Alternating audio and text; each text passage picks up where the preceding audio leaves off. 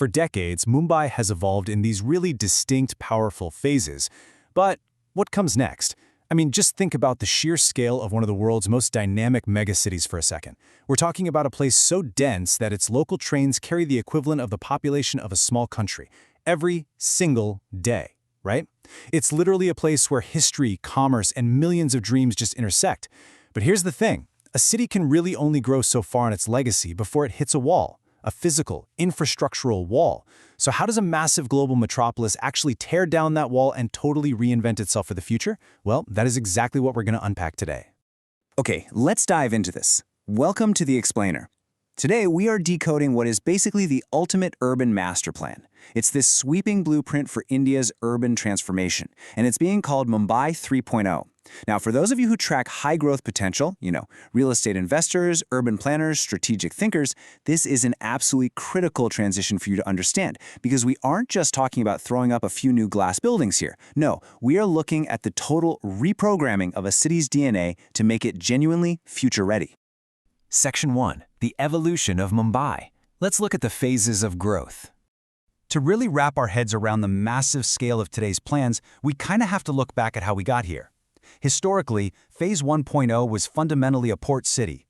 The whole identity of Mumbai was built around trade, commerce, and that classic colonial infrastructure. The harbor and all that historical architecture.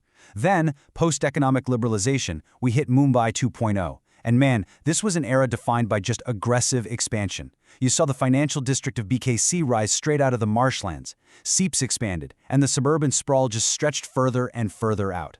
In Phase 2.0, real estate was strictly about one thing: location, location, location. But that model ended up creating these isolated hubs and just endless sprawl. Now we're arriving at Phase 3.0. And this phase, it completely tears up the old playbook. We're talking a total shift toward connected, modern urban integration. Which brings us to Section 2. Enter Mumbai 3.0, a complete paradigm shift. Now, what's really interesting about this new phase is that it represents a total paradigm shift. We are way beyond just stretching out the city limits at this point. Mumbai 3.0 is essentially an urban ecosystem. It's a place where mobility, healthcare, education, technology, sustainability, and housing are all completely integrated and designed together from the ground up.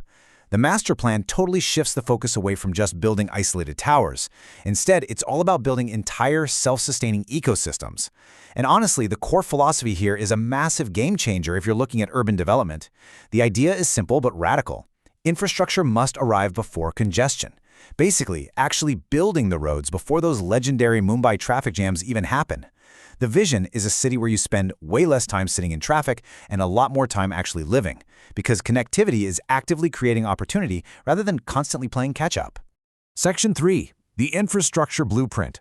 Let's move to the specifics and see how this actually builds out. So how does this translate into physical reality? Well, the volume of converging infrastructure projects underway right now is genuinely staggering. Step 1, you have the massive Navi Mumbai International Airport anchoring the whole region, which fundamentally shifts the entire center of gravity for global travel. Then, Step 2, you've got the Atal Setu, literally India's longest sea bridge, along with these new multimodal transport corridors. These are drastically slashing travel times from hours down to just minutes. Unbelievable, right? Step 3 brings in sprawling new metro networks and these highly anticipated water transport systems designed to just bypass road congestion entirely. And finally, Step 4 layers in the essential future-proofing. We're talking state-of-the-art digital infrastructure, huge data centers, and dedicated healthcare hubs. When you look at all of this collectively, you realize pretty quickly that this isn't just a random list of public works projects. It is a highly synchronized grid. And the architects of this plan summarize it absolutely perfectly. This is not expansion, this is transformation. That is such a crucial distinction to make. Every single major growth corridor is converging into one single connected urban network. It's essentially taking a fragmented, spread-out map and wiring the whole thing together so that everything talks to everything else. Moving on to Section 4, redefining real estate. It's all about quality over space. Naturally, when the physical infrastructure of a massive city transforms this dramatically, the very nature of urban living, and honestly, investing, has to pivot right along with it. Think about the old model of development. That was the era of building these isolated towers. Developers would carve out a plot of land, build as high into the sky as they possibly could, and then value the asset purely by the square foot.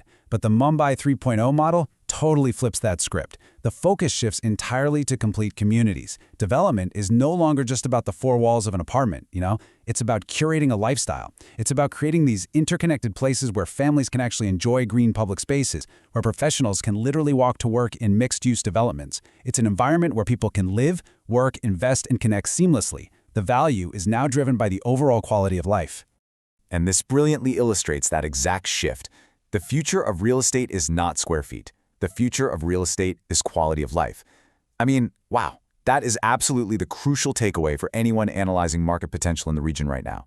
The premium isn't just on the space inside the unit anymore.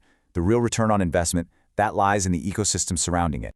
Which leads us right into Section 5, the investment opportunity. This is where strategic foresight really pays off. So let's look at what all of this means for those of you looking ahead at the horizon. When a master plan perfectly aligns sustainable green planning with hyper-connected, tech-enabled infrastructure, it creates something incredibly rare. It creates a highly investor-friendly, people-centric environment that is just completely ripe for exponential growth. And this isn't just theory, guys. Because of this strategic foresight, Mumbai 3.0 is creating this massive, self-reinforcing loop. Better infrastructure naturally attracts better businesses, and those businesses in turn drive up the value of these newly integrated communities. It's the whole package: sustainable, connected, tech-enabled, investor-friendly, and people-centric. But timing, as always, is everything. History has taught us this lesson time and time again when it comes to urban booms. The biggest opportunities always emerge before everyone else starts talking about them. Think about it. By the time the final metro line is running smoothly and the new airport is operating at maximum capacity, the highest margins for strategic investors and visionary planners, those will have already been captured. They'll be scooped up by the people who understood the blueprint early on. Which leaves us with this final, incredibly provocative thought, straight from the architects of this whole transformation. The question is not whether Mumbai 3.0 is coming. The concrete is literally pouring as we speak, the tracks are being laid down, and the master plan is already in full motion. So the only real question is, will you be a part of building it? I want you to think about how these interconnected ecosystems might shape your own investment strategies moving forward. Thanks so much for joining me on this explainer, and definitely keep looking out for those early opportunities.